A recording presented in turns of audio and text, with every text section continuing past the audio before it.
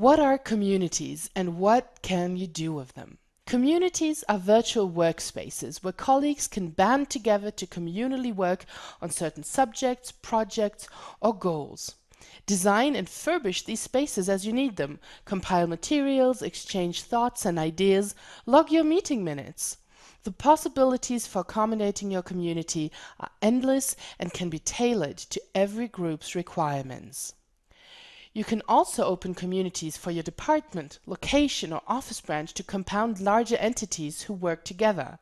Does your company have 3 branches who face the same challenges and tasks? Group them together in a single community where everyone can work on solutions together and share their experiences.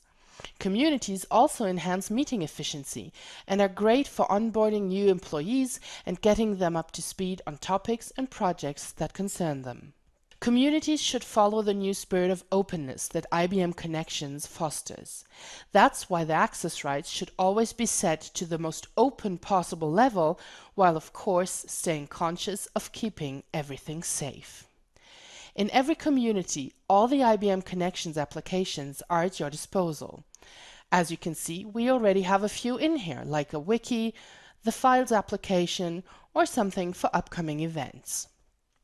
You can add, remove, or hide them as needed if you are the owner, and you can do so by using the Community Actions button and then selecting Add Apps, or for instance, change layout.